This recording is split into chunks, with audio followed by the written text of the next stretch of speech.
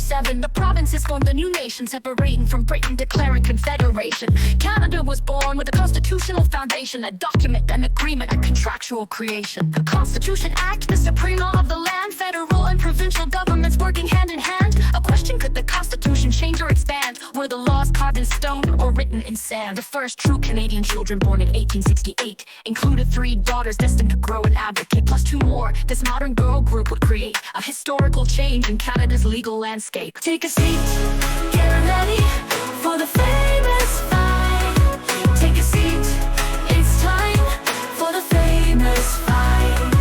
As of 1900, legal rights could only extend to corporations, churches, ships, and men. So women had no rights in the Constitution's first version. The famous five fought to be considered legal persons. As Canada rolled into the new century, the law was controlled by the all-male parliamentary system. It got old being told that essentially women had no rights. But could that change eventually? Canada's law clearly imported from the British prequel. The court's candidly concluded women were not equal. 5 female candidates were in theory not legal people. The famous five included women in the sequel. Take a seat, get ready for the famous five.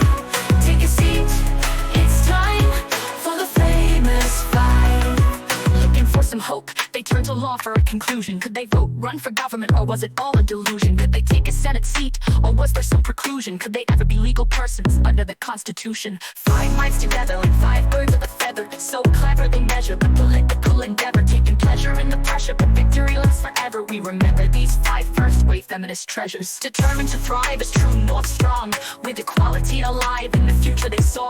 Their legacy survives, a crusading song, how the famous 5 changed our lives and law. Take a seat, get ready for the famous 5. Take a seat, it's time for the famous 5.